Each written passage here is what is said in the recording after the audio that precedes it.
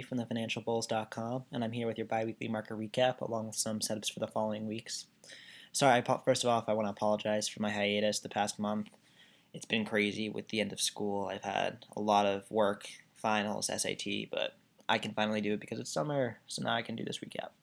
So to start out, this is a chart, 6-month chart of the S&P 500, the index that we commonly use to gauge the overall health and direction of the market. I think last time we did a recap, it was this day right here on Friday, May 15th. And as you can see, we broke out to new highs following that day, and then past that key resistance level at 2120, we retraced, so that was sort of a false breakout. And now we've kind of been hanging in this area, and recently we've had a nice 3 or 4 day run up into that previous 2122 level, which was previous resistance. And right now you can see on the monthly chart we're kind of been struggling with that level as we've approached it. Now we've gone above it and we've gone back down, but it's not an exact level. It's around this area. There's been a lot of overhead supply. So we'll see if we can get past that and then hopefully head back to these prior highs around 2134.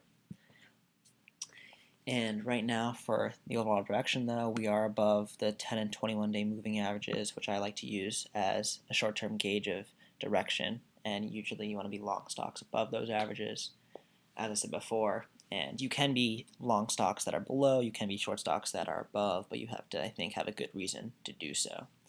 So right now, we're kind of waiting, and I would wait for a clean break above this key level, preferably a close above that level, in order for me to remain confident that the bulls can take this market higher. A notable sector that's been leading the way, the IVB, these are biotechs. A lot of traders made a lot of money here. As you can see, you could have bought this breakout out of the consolidation area back into the 21 day. So it was holding above the key averages, and then it had a huge day here last Thursday, and it made an all-time high on Friday.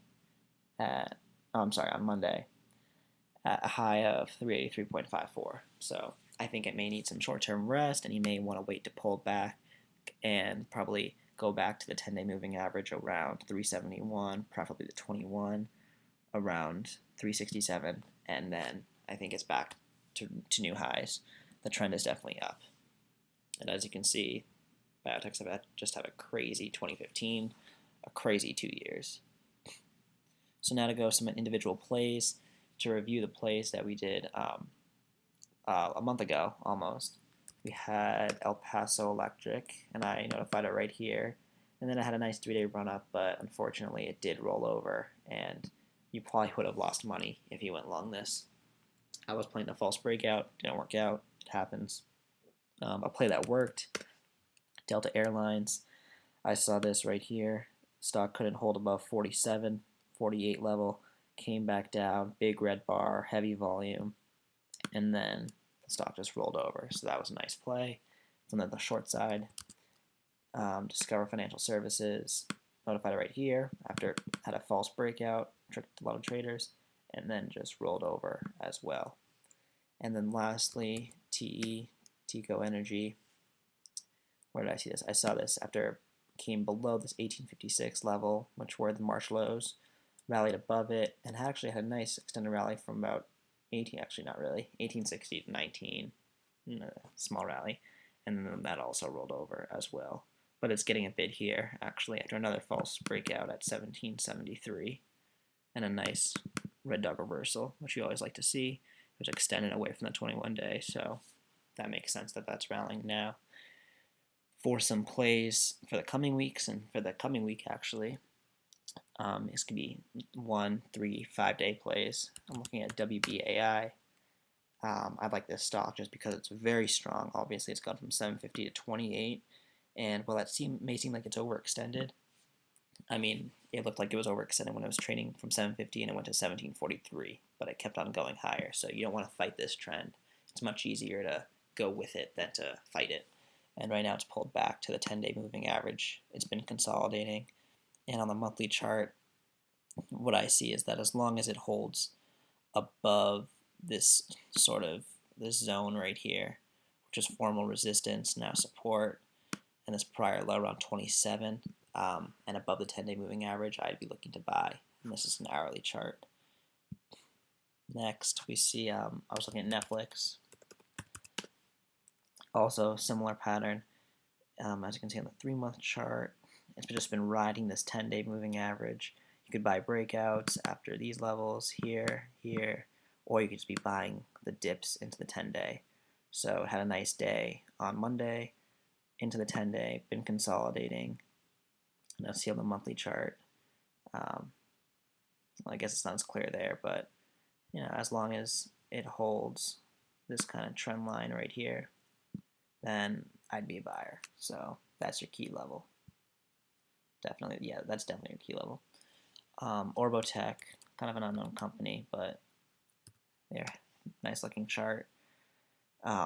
Closed above the 10-day moving average, had a nice dip below, strongly trending stock, and I think if you could, buy the open today, it could make a run toward recent highs around 22.35, and if it continues this trend, then it could go higher. So on the monthly chart, here's the level, key level, on the hourly. So it came below, couldn't hold it, but then had a nice green bar above that. So as long as it stays above this level, you're in. Below that level, I'd say it's below the 10-day moving average. It's below key support, so I'd get out. But right now, it looks like the flow, the momentum, is to the upside. Another play from the long side, Bank of America. This simply just pulled into the 21-day, had a nice day on Monday, along with the rest of the market. And I think it just holds, this key trend line right here and the 21-day, then it'd be safe to be on the long side. And it's also a big cap name, so it'll most likely follow the market predominantly. Next is MTOR.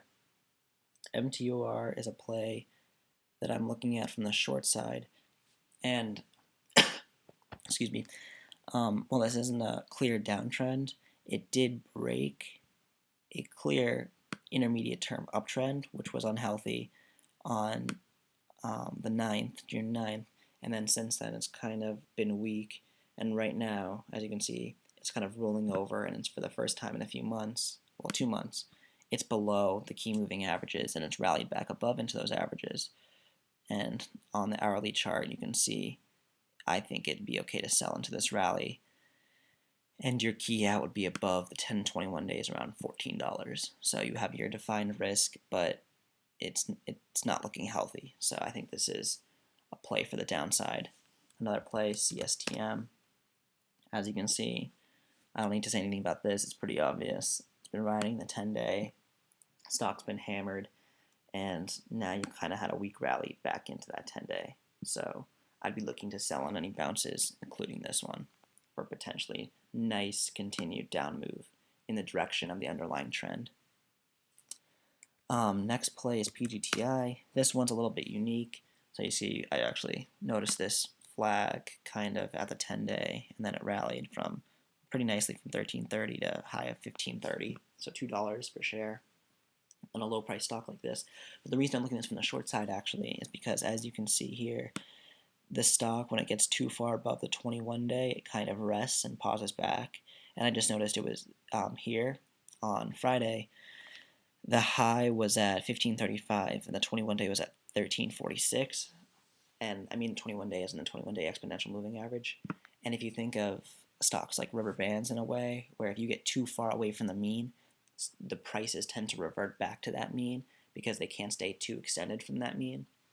So basically, it just means stocks go up and they go down. They just don't go straight in one direction forever. And it had a down day when the market was up on the 22nd, so yesterday. So I think like this could maybe rest a little bit and even come back to its 21-day around 13.64. So this wouldn't be a momentum trade. This wouldn't be a trend following trade. This would be more of a mean reversion trade. So that's it for the setups that I'm looking at. So you have great setups, I think, like in this market, and this is a very nice market to trade right now. Also, I just want to touch on this. I just think this is the coolest chart. Ambarella. This has probably been one of the most talked about stocks the past month. Just had an insane rally from 71 to 126 the past month, and then it got hammered down 20% after a prominent research firm on the street placed a $60 price target on the stock, and of course that hammered the stock when it was trading about twice that level, so around 120. But I just think it's important to know that you could have been riding the 10-day here, buying this momentum, but this day would have probably, if you used sound risk management principles, this day would have gotten you out of the stock. As you can see, the trend line that was going up from the rally was sort of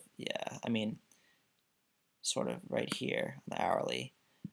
This was the close right here. It was violated, and then the stock just got hammered again. So the reason I'm showing this to you is because you have to honor those risk management principles and make sure that when a stock isn't acting nicely, and obviously this was the biggest red day in months, then that signals some short-term complexion change that if you're long, you should probably sell, and if you have the ability to go short, it probably makes sense to go short there. And you want to wait, and obviously there are people who tried to short here and just got slaughtered. And well, I think it's okay to short into rallies like this. Any strategy can work. I'm sure there are traders who love to sell into strength and who make livings off it doing that. But I think this was a pretty obvious sign that a day like this could occur. So while it primarily was that research report, I think that the effects of that research report were exacerbated and were just magnified because of the current chart and the huge run-up that the stock has had. So that's just an interesting stock. I know I'm not going to be trading this. It's just entertaining to watch what's going to happen and to draw some learning from it. So back to the S&P 500. This is the chart. I'm thinking it could probably test new highs. It could maybe retrace a little bit, but they're individual stocks, whether it's a Netflix, whether it's a CSTM to the downside, that are presenting great opportunities for you to trade. So thank you for watching and happy trading.